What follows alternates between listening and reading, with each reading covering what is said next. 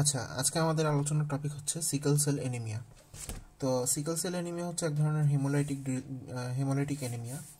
তো এখন আমরা যদি সিকল সেল অ্যানিমিয়ার ডেফিনেশনটা যদি দেখি, তাহলে এটা ডেফিনেশনটা এভাবে বলা যায় যে সিকল cell anaemia is a hereditary disorder, hereditary hemoglobinopathy that occurs due to point mutation at 6th codon of beta globulin G। তো আমি একটু ডেফিনেশনটা একটু লিখি।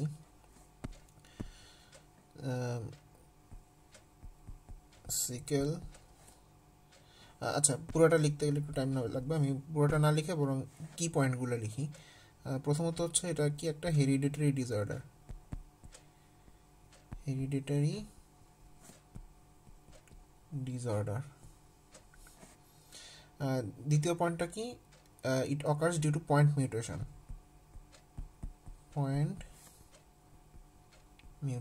এই পয়েন্ট মিউটেশনটা কোথায় হবে? পয়েন্ট মিউটেশনটা হবে মূলত হচ্ছে যে বিটা গ্লোবিউলিন জি, এই বিটা গ্লোবিউলিন জি এর 6 নাম্বার কোডন, মানে 6th codon of beta globulin জিন, এটার 6 কোডনে আমার মিউটেশনটা হবে। তো এখানে মিউটেশনটা কীরকম হচ্ছে যেটা, আচ্ছা আমি তাহলে ডেফিনেশনটা আরেকবার বলি। তাহলে sickle cell anaemia is a hereditary disorder that occurs due to point mutation as the 6th codon of globulin gene. তো এখানে আমার যে ইয়াটা হচ্ছে যে যেটা বললাম যে point mutation 6 codon of globulin gene. তো এখানে আসলে জিনিসটা হইতেছেটা কি, এটা একটু আমি বোঝার চেষ্টা করি। যে এখানে যে মনে করো এটা হচ্ছে আমার 6th codon of globulin gene. তো এখানে আমার যেই ক্রোমোজোম, এই ক্রোমোজোমের এখানে তো বিভিন্ন অ্যামাইনো অ্যাসিড চেইন থাকে, তাই না? তো এই একটা অ্যামাইনো অ্যাসিড চেইন হচ্ছে যে গ্লুটামেটের জন্য যেই কোডনটা, সেটা রেসপন্সিবল কোডনটা হচ্ছে যে GAG। এই GAG এই সিকোয়েন্সটা কি রিপ্রেজেন্ট করে? গ্লুটামেট। আচ্ছা, আমার একটু লেখাটা খারাপ হচ্ছে, কজ আমার আসলে কোনো স্টাইলাস পেন নাই, আমি ট্যাবে ক্লাস নিচ্ছি। তো আমার ফ্রেন্ড আমাকে একটা কলম গিফট করছিল, তো ওই কলম দিয়ে আমি লিখতেছি, তো যার কারণে একটু মানে লেখাগুলো একটু অন্যরকম হচ্ছে। তো আশা করি এটা আপনারা একটু কনসিডার করবেন। তো যেটা বলতেছিলাম যে 6 কোডনের যেই অ্যামাইনো অ্যাসিড চেইন গ্লুটামেট, তো এই গ্লুটামেটটা আমার রিপ্লেস হবে হচ্ছে গিয়ে ভ্যালিন দ্বারা। তো আবার ধরো এখানে একটা কি সেমভাবে এই যে ভ্যালিন মানে ভ্যালিনের যে যে সিকোয়েন্সটা হচ্ছে যে GTG, এই অ্যামাইনো অ্যাসিড চেইন, এটা হচ্ছে কি কাকে রিপ্রেজেন্ট করে? ভ্যালিন। তো এক্ষেত্রে কি হবে যে নর্মালি আমার যেটা থাকে যে এই হ্যাঁ 6 কোডনে আমার গ্লুটামেটটা থাকে। তো এই সিকল সেল অ্যানিমিয়াতে যেটা হবে যে এই গ্লুটামেটটা আমার ভ্যালিন দিয়ে, মানে গ্লুটামেটটা রিপ্লেসড হবে হচ্ছে গিয়ে ভ্যালিন দিয়ে, তো এটা ভ্যালিনে কনভার্ট হবে। এটা হচ্ছে বেসিক। তো এটাকে আবার আরেক কিছু কিছু বইয়ে বলা আছে যে অ্যাডিনিন থায়ামিডিন সাবস্টিটিউশন, মানে হচ্ছে যে এই যে গ্লুটামেটের যে যে অ্যামাইনো অ্যাসিড চেইনটা, এটা হচ্ছে যে এখানে অ্যাডিনিন আছে আবার এখানে আছে যে ভ্যালিনের এখানে আছে থায়ামিডিন। তো এই অ্যাডিনিনটা থায়ামিডিন দিয়ে আমার রিপ্লেস হইতেছে। তো এখানে তার কারণে এই প্রসেসটাকে বলা হয় হচ্ছে অ্যাডিনিন টু থায়ামিডিন সাবস্টিটিউশন। তো আমি যদি একটু লিখি, অ্যাডিনিন টু থাইমিডিন সাবস্টিটিউশন। তো এটা হচ্ছে যে আমার বেসিক। তো তাহলে আমার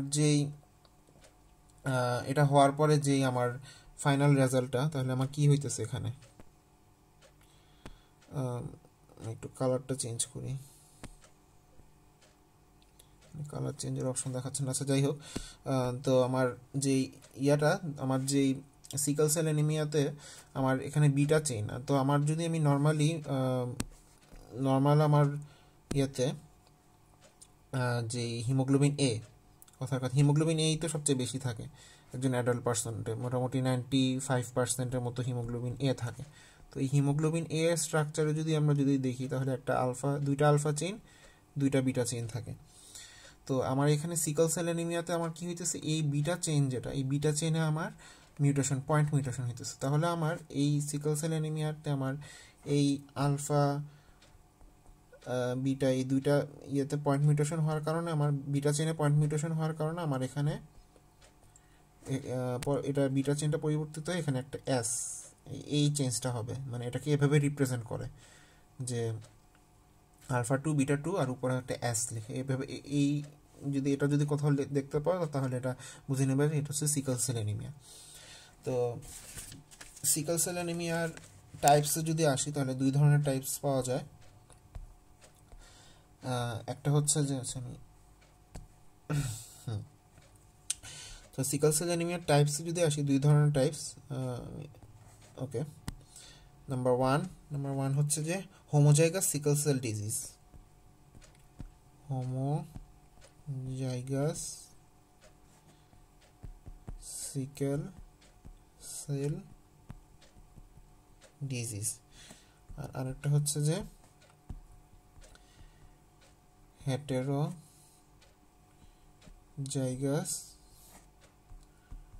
সিকেল সেল ডিজিজ। তো এই দুই ধরনের টাইপস পাওয়া যায়। তো এখন যদি আমরা প্যাথোজেনেসিসটা একটু দেখি, যে প্যাথোজেনেসিসে কি হয় আমার প্রথমে আচ্ছা, এখানে আমি একটা বেসিক কথা বলে রাখি যে আমার যখন ডিঅক্সিজেনেটেড কন্ডিশন হবে, আমার যদি বডিতে হাইপোক্সিক একটা স্টেট ডেভেলপ করে, তখন আমার যেই একটা নর্মাল আরবিসি, এটা হচ্ছে নর্মাল আরবিসি, যদি আমার ডিঅক্সিজেনেটেড স্টেট আসে, ডিঅক্সিজেনেটেড স্টেট, তো ডিঅক্সিজেনেটেড স্টেট আসলে এই নর্মাল আরবিসিটা আমার সিকল সেল আরবিসিতে কনভার্ট হবে। এটা হচ্ছে সিকল সেল একটা আরবিসি। আবার যখন এই ডিঅক্সিজেনেটেড স্টেটটা যখন আমার রিমুভ হয়ে যাবে, তখন এটা নর্মাল স্টেটে ব্যাক করবে, অক্সিজেনেটেড, মানে আমার যখন অক্সিজেনেটেড কন্ডিশন আসবে তখন এই সিকল সেল আরবিসিটা আমার নর্মাল আরবিসিতে কনভার্ট হবে।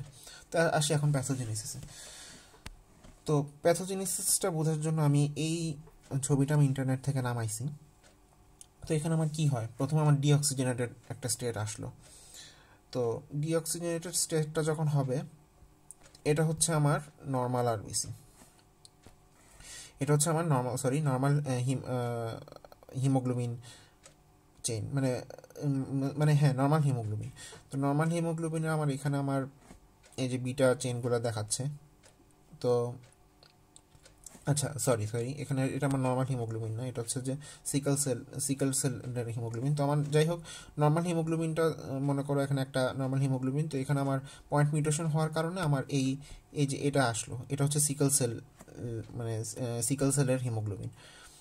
তো এখন আমার যখন এটা হবে, তো তখন যেটা হবে যে যখন ডিঅক্সিজেনেটেড একটা কন্ডিশন আসলো, তো তখন এরকম অনেকগুলা সিকল সেলের হিমোগ্লোবিন একসাথে পলিমারাইজেশন হবে। মানে এটাকে যদি আমি একটু সিম্পলভাবে লিখি, এটা হচ্ছে যে একটা সিকল সেলের হিমোগ্লোবিন। তো যখন আমার অক্সিজেন ধরো কমে গেল, ডিঅক্সিজেনেটেড স্টেট আসলো, তখন এরকম অনেকগুলা সিকল সেল হিমোগ্লোবিন একসাথে অ্যাগ্রিগেট হয়ে একটা পলিমার ফর্ম করবে, পলিমার, যেটা আমি এই ফিগারটাতে আমি দেখতেছি যে এরকম অনেকগুলা সিকল সেলের হিমোগ্লোবিন মিলে একটা পলিমার অফ হিমোগ্লোবিন ফর্ম করছে। তো এই পলিমারটা এখন কি হবে যে এটা তো আরবিসির ভিতরে কিন্তু হইতেছে, এই হিমোগ্লোবিনটা আমার আরবিসির ভিতরে হইতেছে। তো আমি একটা আরবিসি আঁকি। এটা হচ্ছে আমার আরবিসির ভিতরে আমার একটা এখানে পলিমার ফর্ম হয়েছে ডিঅক্সিজেনেটেড স্টেটের কারণে। এখানে এরকম অনেকগুলা সিকল সেলের পলিমার হয়ে এগুলা কি হইতেছে, অ্যাগ্রিগেট হয়ে এই আরবিসির ভিতরে জমা, মানে আস্তে আস্তে জমা হইতেছে আর কি। তো জমা হওয়ার কারণে যেটা হয় যে নর্মাল আরবিসির যেই সাইটোসোলটা কি হয় যে এখানে থাকে হচ্ছে লিকুইড সাইটোসোল থাকে। তো এই লিকুইড সাইটোসোলটা আমার কনভার্ট হবে, এখানে যেহেতু অ্যাগ্রিগেট হয়ে হয়ে এটা একটা ভিসকাস একটা সাইটোসোলে পরিণত হবে। ভিসকাস, এই ভিসকাস মানে কি, মানে এখানে হচ্ছে যে আমার মানে যে একটা পানিকে যদি চিন্তা করি, পানি আর মধুর মধ্যে যদি কম্পেয়ার করি, তো পানির ঘনত্বটা মধুর চাইতে কম, আবার মধুর ঘনত্ব আবার বেশি, মানে মধু একটু বেশি ভিসকাস।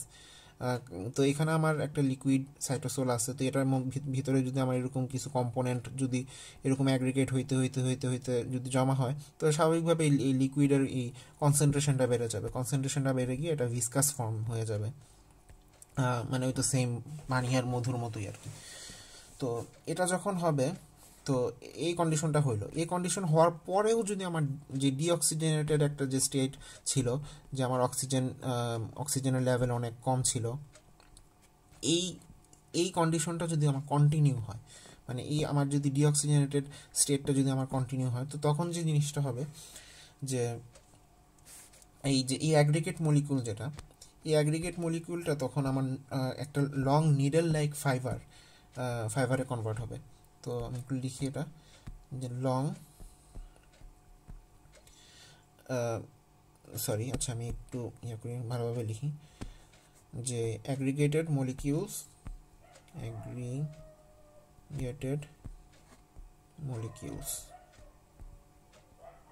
এটা আমার যদি ডিঅক্সিজেনেটেড স্টেটটা যদি আমার কন্টিনিউ হয়, তো তখন আমার কি হবে, এটা আমার লং নিডল লাইক ফাইবারে কন্টিনিউ মানে কনভার্ট হবে। এই লং নিডল লাইক ফাইবার যেটা, এইটার একটা নাম আছে, এটার নাম হচ্ছে ট্যাকটয়েডস। মানে চিত্রের মাধ্যমে যদি আমি একটু বুঝাই, তো এটা হচ্ছে যে আমার aggregated molecules of haemoglobin, sickle cell haemoglobin. তো এটা আমার হয়ে একটা লম্বা এরকম নিডল লাইক ফাইবার, এই নিডল লাইক ফাইবারটা কিন্তু আমার আরবিসির ভিতরে, এটা কিন্তু সব আরবিসির ভিতরেই কাহিনী হইতেছে, সব আরবিসির ভিতরে। তো এখন দেখো এই এই যে লম্বা যে এটা হইল, আমি আরবিসিটা হয়েছে আমার এতটুকু হচ্ছে আমার আরবিসি। তো আমার এই যে লং নিডল লাইক যে একটা স্ট্রাকচার, এটা আমার কি হইতেছে দেখো, যদি ভালোভাবে দেখি, যে আমার এটা আরবিসি ডায়ামিটারটা হচ্ছে আমার এতটুকু, ধরো আরবিসির ডায়ামিটার হচ্ছে আমার 5 ইউনিট। তো এই 5 ইউনিট আর এই যে এটা যেটা আমার লম্বা যে একটা নিডল লাইক ফাইবার, এটার ডায়ামিটারটা মনে করো 7 ইউনিট, কথার কথা। তো আমার আরবিসির চাইতে আমার এই লং নিডল লাইক ফাইবারের ডায়ামিটার বেশি, তাহলে আমার কি হবে, এটার রেজাল্ট কি হবে? তো যার কারণে আমার আরবিসির শেপটা চেঞ্জ হয়ে যাবে। আরবিসির শেপটা কথার কথা আমার আগে ছিল এরকম, এখন আরবিসির শেপটা চেঞ্জ হয়ে আমার এরকম হয়ে যাবে, মানে শেপটা চেঞ্জ হয়ে গেল আর কি, এলongated হয়ে গেল। তো আসলে এরকম হবে না, মানে এটা আসলে আরেকটু মডিফাইড হয়ে এটা এরকম হবে, লম্বা অর্ধচন্দ্রাকৃতির একটা শেপ হবে, অর্ধচন্দ্রাকৃতি একটা শেপ হবে, মানে লম্বা হয়ে আর কি। এই যে এই শেপটা হলো, এটাই হচ্ছে যে সিকেল শেপড, এটা আর একটা নাম আছে, সিকেল শেপড অর ক্রিসেন্ট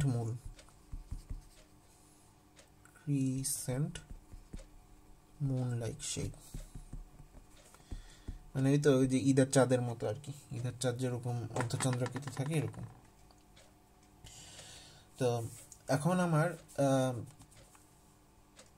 এই সিকেল সেল যে হইল আমার, মানে এই সিকেল শেপড সেলটা যখন আমার একটা ভেসেলের মধ্যে আছে, আমি একটু আগের ফিগারটাতে ব্যাক করি, এই যে সেমভাবে দেখাইছে, এটা হচ্ছে যে আমার নর্মাল আরবিসি, আর এটা হচ্ছে আমার সিকেল শেপ আরবিসি। তো এই সিকেল শেপ আরবিসিটা এখন আমার যখন একটা ব্লাড ফ্লো এর মধ্যে দিয়ে, মানে একটা ব্লাড ভেসেলের ভিতর দিয়ে যাইতেছে, এই ছবিটা যদি আমরা দেখি, যে এটা হচ্ছে যে আমাদের এই নর্মাল আরবিসিটা কনভার্ট হইতেছে সিকেল শেপ আরবিসিতে, মানে এখন এখানে হয় নাই, এটা হওয়ার পথে আর কি। হইতে হইতে এই যে এখানে এসে আমার সিকেল শেপ আরবিসিতে কনভার্ট হয়েছে। তো আমার এখানে যে একটা ভ্যাসেলের মধ্যে হতো, ভ্যাসেলকে আরও ডিভাইড হবে, ভ্যাসেল ডিভাইড হয়ে মাইক্রো ভ্যাসেল হবে। এই যে যখন আমার এই যে স্প্লিনিক ভ্যাসেল, যেটা স্প্লিনিক আর্টারি, যেটার মধ্যে দিয়ে আমার এই আরবিসিগুলো আমার স্প্লিনে যে ডিস্ট্রাকশন হবে, তো এখানে গিয়ে দেখা যাবে যে এই যে যেটা সিকেল শেপ যে আরবিসিগুলো, এগুলো এখানে এসে অক্লুডেড হয়ে যাবে, মানে এখানে এসে জমা জমা হয়ে হয়ে ভ্যাসো অক্লুশন করবে, মানে আর্টারিটাকে কমপ্লিটলি আমার ব্লক করে দিবে। তো ব্লক করে দেওয়ার কারণে আমার এখানে আমার মানে অবস্ট্রাকশন হয়ে যাবে, যখন আমার ব্লাড এখানে আর যাইতে পারবে না।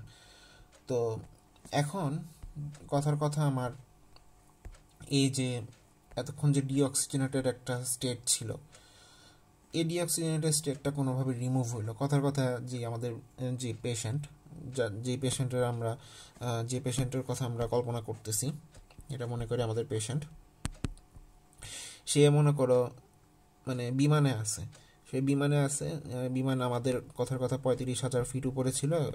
তো ওই 35,000 ফিট আমরা তো জানি যখন উপরের দিকে অক্সিজেন কনসেন্ট্রেশন কম থাকে। তো এখন মনে করো প্লেনটা এয়ারপোর্টে ল্যান্ড করলো, এয়ারপোর্টে ল্যান্ড করার পরে সে, অথবা ধরো এয়ারপোর্টে ল্যান্ড করে নাই, কথার কথা 10,000 ফিটে ডিসেন্ড করলো।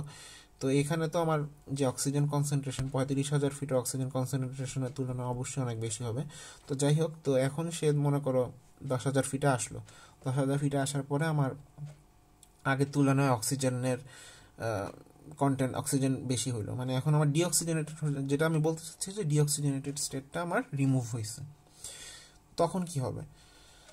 তখন আমার যেই আমি একটু আবার আগের ইয়াতে চলে যাই। হ্যাঁ, এই যে এখানে আমার যে ডিঅক্সিজেনেটেড স্টেট হওয়ার কারণে আমার যে পলিমারাইজেশন হয়েছে, এই পলিমারাইজেশনটা আমার আবার মানে ভেঙে যাবে আর কি, সোজা কথা, এখানে ব্রেকডাউন হয়ে হয়ে এটা আবার আগের স্টেটে ফিরবে। আর এতক্ষণ আমার ডিঅক্সিজেনেটেড স্টেট থাকার কারণে আমার এখানে পলিমারাইজড হয়ে আমার আরবিসির ভিতরে আমার এখানে ক্লাম্পিং হয়েছিল, যার কারণে আরবিসির যে নর্মাল সাইটোসোলটা ছিল, লিকুইড ছিল, এটা আমার কনভার্ট হয়ে এটা ভিসকাস একটা ইয়াতে, মানে ভিসকাস সাইটোসোলে কনভার্ট হয়েছে। তো এখন আমার যেটা হবে, এটা হচ্ছে আরবিসির ভিতরে এতক্ষণ আমার অ্যাগ্রিগেটেড অবস্থায় ছিল, এটা আমার অক্সিজেন যখন বাড়লো, অক্সিজেন কনসেন্ট্রেশন বাড়ার কারণে আমার এটা ডিপলিমারাইজড হয়ে নর্মাল আরবিসিতে কনভার্ট হবে। তো এটা হচ্ছে আমার নর্মাল স্টেটে হইলো। কিন্তু এখন যদি এটা রিপিটেড হইতে থাকে, রিপিটেড বলতে হচ্ছে যে একবার ডিঅক্সিজেনেটেড স্টেট আসলো, আবার অক্সিজেনেটেড স্টেট আসলো, আবার অক্সিজেনেটেড স্টেট থেকে আবার ব্যাক করে সে ডিঅক্সিজেনেটেড গেল, আবার ডিঅক্সিজেনেটেড থেকে অক্সিজেনেটেড আসলো, আবার, মানে এটা আমার কন্টিনিউ যদি হইতে থাকে, তখন কি হবে যে তখন আমার র্যাপিডলি আমার যেই আগে যে ওই যে এই যে লং নিডেল লাইক স্ট্রাকচার ট্যাক্টয়েডস, এই ট্যাক্টয়েডগুলো বেশি বেশি ফর্ম হবে। তো তখন দেখা যাবে যে আরবিসিগুলো কন্টিনিউয়াসলি তার শেপ চেঞ্জ করতে থাকবে, মানে একবার সে নর্মাল হইলো, ডিঅক্সিজেনেটেড স্টেট রিমুভ হওয়ার কারণে আবার ডিঅক্সিজেনেটেড স্টেট আসার কারণে সে আবার সিকেল সেল হইলো, মানে ট্যাক্টয়েডের কারণে আমার লম্বা অ্যালঙ্গেটেড হয়ে ক্রিসেন্ট লাইক শেপে কনভার্ট হলো, আবার অক্সিজেনেটেড স্টেট রিমুভ হলো, সে আবার নর্মাল কন্ডিশন হয়ে গেলো, আবার ডিঅক্সিজেনেটেড স্টেট আসার কারণে এরকম হইতে হইতে তার যে স্ট্রাকচারাল একটা ইন্টিগ্রিটি, সেই ইন্টিগ্রিটিটা লস হবে, মানে তার মেমব্রেনের ড্যামেজ হবে। মানে একটা রাবার ব্যান্ডকে যদি আমি কন্টিনিউয়াসলি যদি সংকুচিত প্রসারিত করতে থাকি, এটা একসময় যেমন ছিঁড়ে যাওয়ার সম্ভাবনা থাকে বা লুজ হয়ে যাবে, ঠিক তেমনি আরবিসিরও একটা মানে একটা ইলাস্টিসিটি বা একটা একটা কি বলবো, মানে একটা মানে ইয়া আছে, যে সীমাবদ্ধতা আছে, যে সে সর্বোচ্চ এতটুকু পর্যন্ত সে নিতে পারবে। যেহেতু বেশি যখন হয়ে যাবে, তখন সে আগের যে নর্মাল স্টেট, সে নর্মাল স্টেটে ব্যাক করতে পারবে না। তো এটাই যে বলছে যে but repeated sickling causes damage to RBC membrane, মানে এখানে আরবিসির যে মেমব্রেনগুলো ড্যামেজ হয়ে যাবে, তো যার কারণে আমার ইরিভার্সিবলি সিকেলড হয়ে যাবে। তো তখন দেখা যাবে যে আমার সিকেল শেপটা এরকম হয়ে গেল। তো তখন আমার যখন এটা তো ডিঅক্সিজেনেটেড স্টেট হওয়ার কারণে হয় নর্মালি, তো এখন যদি আমার অক্সিজেন যদি আসেও, যদি অক্সিজেনের পরিমাণ বাড়েও, তখন আমার এই সিকেল শেপই থাকবে। তখন আমার এটা নর্মাল ব্যাক করে যেটা আগের স্টেটে হওয়ার কথা ছিল তখন ওইটা আর যেতে পারবে না, তখন এটা একদম পার্মানেন্টলি সিকেল শেপড হয়ে যাবে। তো এটা হচ্ছে আমাদের মূলত মোটামুটি আমাদের প্যাথোজেনেসিসটা। তো এখন পরের যে টপিকটা আছে কি আছে, আচ্ছা আচ্ছা পরের টপিক হচ্ছে ফ্যাক্টরস ইনফ্লুয়েন্সিং সিকেল সেল। তো ফ্যাক্টরস ইনফ্লুয়েন্সিং সিকেল সেল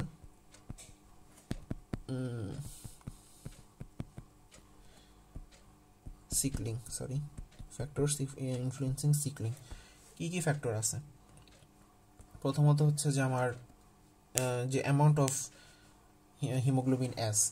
তো হিমোগ্লোবিন এস এটা আমার যত বেশি থাকবে, মানে 50% হিমোগ্লোবিন আমাদের হিমোগ্লোবিন এস থাকা লাগবে, তখন আমার সিকলিংটা হবে।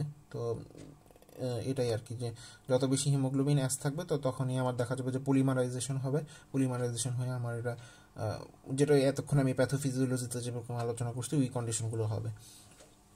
এখন আসি মানে আদা হিমোগ্লোবিন এস তো মেইন। আচ্ছা আমি এটা লিখি প্রথম হচ্ছে যে amount of haemoglobin S. Haemoglobin S at least 50% থাকা লাগবে। 50% হইলেই আমার এই এতক্ষণ যে মেকানিজমটা আলোচনা করলাম এই মেকানিজমটা হবে। 2 নম্বর যে কন্ডিশনটা সেটা হচ্ছে যে আমার presence of others haemoglobin other haemoglobin. তো আদার হিমোগ্লোবিনের মধ্যে কি কি আছে? প্রথমত আছে হচ্ছে যে haemoglobin C, haemoglobin D, haemoglobin D, আর একটা হচ্ছে যে হিমোগ্লোবিন এফ। তো হিমোগ্লোবিন এই তিনটার মধ্যে হিমোগ্লোবিন সি আর ডি এই হচ্ছে যে এটা আমার যেই সিকলিংটা, মানে সিকলিং বলতে এই যে নর্মাল আরবিসিটা এভাবে পলিমারাইজড হয়ে এরকম অনেকগুলো চেনের মতো হয়ে এরকম একটা স্ট্রাকচার হবে, এটাকে সে পটেনশিয়েট করবে, মানে বাড়ায় দিবে আর কি, সে এই সিকলিংটাকে বাড়ায় দিবে। আর হিমোগ্লোবিন এফ যেটা করবে, হিমোগ্লোবিন এফ এই সিকলিংটাকে সে কমাই দিবে, সিকলিং মানে ডিমিনিশ করবে আর কি। এটা হচ্ছে যে 2 নম্বর পয়েন্ট। আর 3 নম্বর পয়েন্ট যেটা সেটা হচ্ছে যে রেট অফ ব্লাড ফ্লো।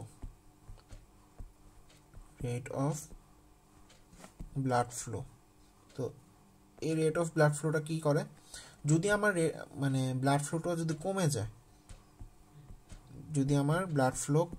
যায় তাহলে আমার কি হবে, এই একটা সেলে আমাকে মনে করো ব্লাড ফ্লো এই আর্টারিটা সাপ্লাই দিত, এখানে আমার কোনো কারণে আমার ব্লাড ফ্লো কমে গেল, তার মানে এখানে আমার কি হবে, এখানে আমার হাইপোক্সিয়া হবে।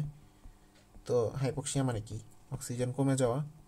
তো অক্সিজেন কমে গেলে আমার কি হবে, মানে ডিঅক্সিজেনেটেড স্টেট হইতেছে। তো আমার ডিঅক্সিজেনেটেড স্টেটে যে এতক্ষণ যেটা আলোচনা করলাম যে ডিঅক্সিজেনেটেড স্টেটে কি হয়, এই তখন আমার নর্মাল সেলটা ডিঅক্সিজেনেটেড স্টেট হয়ে সিকেল সেলে কনভার্ট হবে, মানে আমার ব্লাড ফ্লোটা যদি কমে যায় তখন আমার ডিঅক্সিজেনেটেড স্টেট হওয়ার কারণে তখন এখানে আমার হাইপোক্সিয়াটা ডেভেলপ করবে এবং আমার সিকলিংটা আমার মানে বেশি হবে আরও। আর একটা যেটা 4 নম্বর পয়েন্ট সেটা দেওয়া আছে, সেটা হচ্ছে যে ডিক্রিজ অক্সিজেন টেনশন, মানে এই তো সেম ওইটার মধ্যে, মানে হাইপোক্সিয়ার কারণে আমার অক্সিজেন টেনশন কমে গেলে তখন আমার এটা আরও পটেনশিয়েট করবে, সিকলিংকে বাড়ায় দিবে।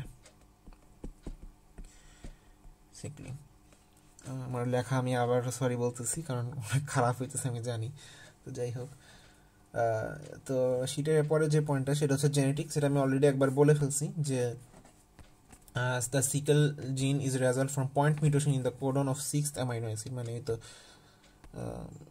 এই যে এটা যে 6 নম্বর কোডনে আমার নর্মালি হচ্ছে যে গ্লুটামেট থাকতো, গ্লুটামেটটা আমার যখন ডিঅক্সিজেনেটেড স্টেট আসবে তখন এটা আমার ভ্যালিনে কনভার্ট হবে, কিন্তু ভ্যালিন লেখা আমার ওভারল্যাপ হওয়ার কারণে। তো যাই হোক, তো এটা জিএজিটা জিটিজিতে কনভার্ট হবে। তো এটাই হচ্ছে যে আমাদের ইয়েতে বলছে, জেনেটিক্সে বলছে। আচ্ছা, এখন আমি ডায়াগনোসিসে আসি। তো সরি, তো ডায়াগনোসিসটা যদি বলি তাহলে আমার প্রথমে আসি হচ্ছে যে আমার সিবিসিতে আমি কি পাবো, ল্যাব ফাইন্ডিংস। তো এখানে আমার যেহেতু আমার হিমোগ্লোবিনের অ্যাবনর্মালিটি, মানে নর্মাল হিমোগ্লোবিন এতে আমার আলফা 2 বিটা 2 চেঞ্জ ছিল, তো এখানে আমার বিটা 2 এ এখন এখানে পয়েন্ট মিউটেশন হইতেছে। পয়েন্ট মিউটেশন হওয়ার কারণে আমার এখানে আলফা 2 বিটা 2 এস, মানে এখানে আমার সিকেল সেলের মানে বিটা 2 চেইনে আমার সিকলিং হইতেছে। তো যার কারণে আমার পুরা হিমোগ্লোবিনের স্ট্রাকচারটা চেঞ্জ হয়ে আলটিমেটলি কি হইতেছে, হিমোগ্লোবিনটা আমার ডেস্ট্রয় হয়ে যাইতেছে। মানে আমার এখানে সোজা কথা হিমোগ্লোবিন কমবে, হিমোগ্লোবিনের কনসেন্ট্রেশন উইল রিডিউস। এখন যদি আসি ডাব্লিউবিসি, আচ্ছা ডাব্লিউবিসি না, আগে আরবিসি বলি, আরবিসিও এখানে কমবে। তো যার কারণে আমার হিমোগ্লোবিন কমার কারণে আমার আরবিসি এমনিও কমবে। এখন আসি আমার ইয়াতে ডাব্লিউবিসিতে কি হইতেছে, ডাব্লিউবিসিতে হবে হচ্ছে আমার নিউট্রোফিলিক লিউকোসাইটোসিস, সরি একটু স্পেলিং মিস্টেক, লিউকোসাইটোসিস। প্ল্যাটিলেটে কি হবে, প্ল্যাটিলেট যেহেতু আমার এখানে কোনো ইফেক্ট হইতেছে না, তো যার কারণে আমার প্ল্যাটিলেটটা আমার নর্মাল থাকবে।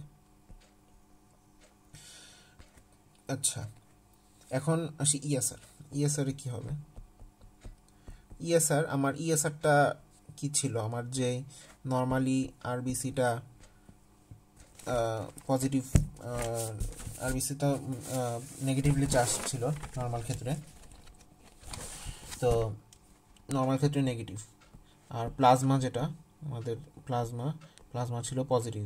তো নর্মাল কন্ডিশনে আমার এই আরবিসি এবং প্লাজমার যেই মানে পজিটিভ আর নেগেটিভ এর পরিমাণ সমান সমান ছিল, যার কারণে আমার নর্মাল কন্ডিশনে আমার কোনো রোলাক্স ফর্মেশন, যেটা এই অধক্ষেপ, এই রোলাক্স ফর্মেশনটা হইতো না। বাট যখন ইএসআরের ক্ষেত্রে, ইএসআরের শর্ত হচ্ছে যে আমার রোলাক্স ফর্মেশন হওয়া লাগবে, মানে আমার প্লাজমাতে যে পজিটিভের পরিমাণটা বেশি হওয়া লাগবে। তো যার কারণে আমার এই পজিটিভটা তখন আমার আরবিসির যে নেগেটিভ চার্জটা, এটাকে আমার সে নিউট্রিলাইজ করে তখন দেখা যায় তো যে আমার অধক্ষেপ হিসাবে আমি আরবিসি পাইতেছি। এটাই তো মূলত রোলাক্স কন্ডিশন, রোলাক্স ফর্মেশনের কনসেপ্টটা ছিল। তো আমার এখানে আমার সিকল সেলে আমার রোলাক্স ফর্মেশনটা আমার হবে না, এখানে নো রোলাক্স ফর্মেশন যদি না হয় তাহলে আমার ইএসআরও আলটিমেটলি আমার এখানে কোনো ইফেক্টেড হবে না, মানে তো যার কারণে ESR is very low here. তো এখন আমি পেরিফেরাল ব্লাড ফ্লোতে ফিল্মে যদি আমি দেখি পিবিএফ ফাইন্ডিংস কি পাইতেছি, প্রথমত হচ্ছে আরবিসিটা আমার এখানে যেহেতু আমার ওই যে সিকল সেল হিমোগ্লোবিন ডিস্ট্রাকশন হইতেছে, তার মানে আমার আরবিসি সাইজ এবং শেপে আমার ভেরিয়েশন দেখা যাবে, সাইজ শেপ ভেরিয়েশন। যদি আমার সাইজের ভেরিয়েশন দেখা যায়, তো এই কন্ডিশনটাকে কি বলবো, অ্যানিসোসাইটোসিস। আর যদি শেপে যদি ভেরিয়েশন দেখা যায় তাহলে আমি এগুলো সরি আমার স্পেলিং খুব মিস্টেক হয়,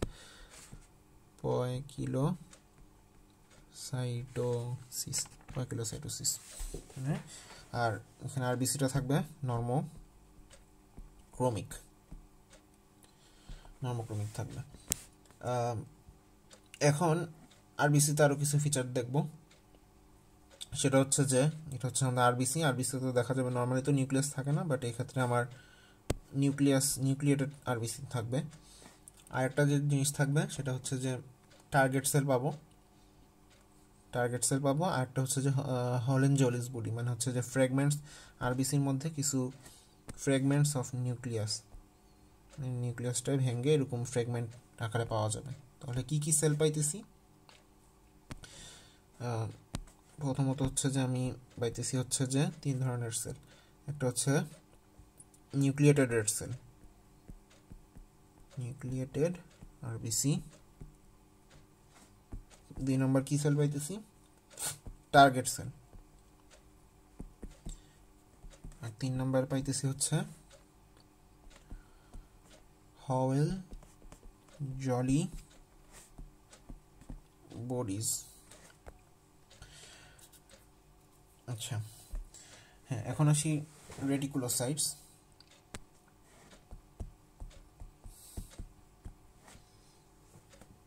রেটিকুলোসাইটসটা আমার এখানে ইনক্রিজ হবে।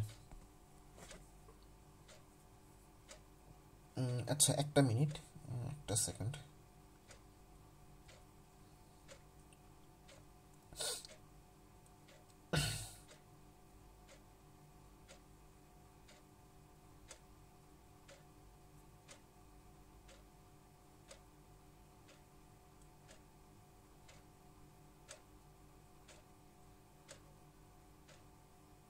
আচ্ছা, তো রেটিকুলোসাইটটা আমি এখানে ইনক্রিজ পাইতেছি। তো এটা হচ্ছে যে আমার রুটিন ব্লাড টেস্টে আমি এগুলো পাবো। এখন আসি হচ্ছে যে আমার যে স্পেশাল টেস্টের মধ্যে আমার প্রথমে যেই নামটা আসবে সেটা হচ্ছে যে হিমোগ্লোবিন ইলেকট্রোফরেসিস। এটা হচ্ছে আমার কনফার্মেটরি টেস্ট। এটা কনফার্মেটরি, এটা অবশ্যই মনে রাখতে হবে। তো এখানে আমি কি পাবো?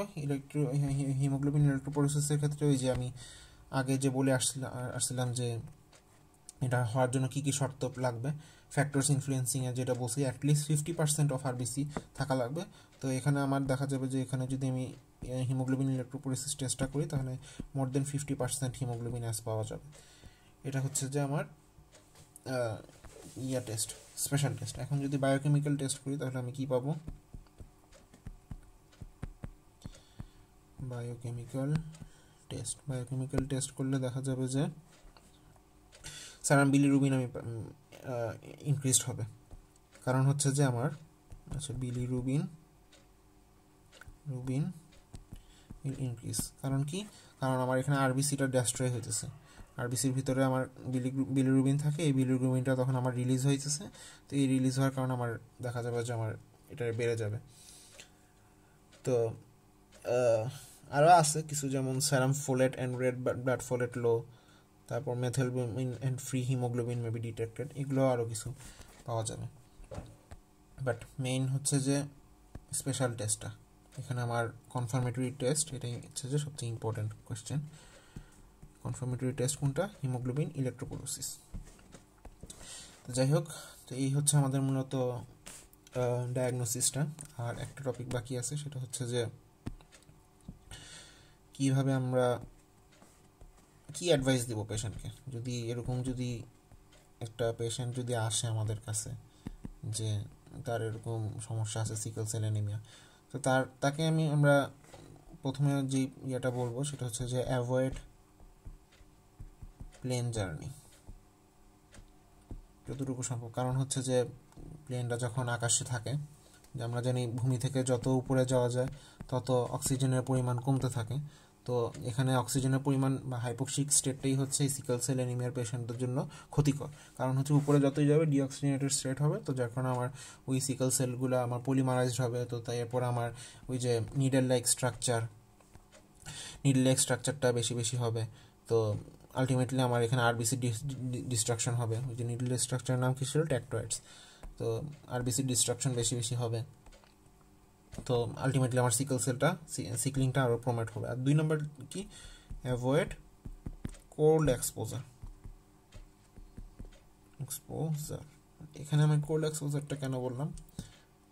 যারা বরফ যদি যেখানে পড়ে সেখানে, মানে আমরা যদি নর্মালি যদি একটা বরফে হাত রাখি, সেখানে আমাদের কি হয়? যদি হচ্ছে আমাদের হাত, এটা হচ্ছে আমাদের আইস কিউব, তো তখন আমার দেখা যাবে যে এই হাতের মধ্যে যে আমার ভেসেলগুলো সাপ্লাই দিত, এই ব্লাড ভেসেলগুলো কনস্ট্রিক্টেড হয়ে যাবে। আমার এরকম ব্লাড ভেসেল ছিল, এটা তখন এরকম হয়ে গেল, কনস্ট্রিক্টেড হয়ে এরকম হয়ে গেল। তাহলে এখানে যদি কনস্ট্রিক্টেড হয় তখন আমার কী হবে? ব্লাড ফ্লোটা আগের তুলনায় কমে যাবে না? ব্লাড ফ্লো আমার কি হইতো যে নর্মালি আমার ব্লাড অক্সিজেন ক্যারি করে নিয়ে যায়, তো এইখানে যে সেলগুলো আছে সেলগুলোকে সাপ্লাই দিত। তো এখানে আমার যদি ব্লাড ফ্লো কমে যায় তাহলে আমার কি হবে? হাইপোক্সিয়া হবে। হাইপোক্সিয়া হইলেও একই কথা যেটা বললাম, যে এতক্ষণ যে আলোচনা করলাম। হাইপোক্সিয়া হইলে আমার নর্মাল সেলটা কনভার্ট হয়ে সিকেল সেলে কনভার্ট হবে, সিকেল সেলে কনভার্ট হয়ে এটা আমার আরবিসি মেমব্রেন ড্যামেজ হবে। তো এই হচ্ছে আমাদের মূলত মোটামুটি সিকেল সেল এনিমিয়ার ডিসকাশন। ধন্যবাদ।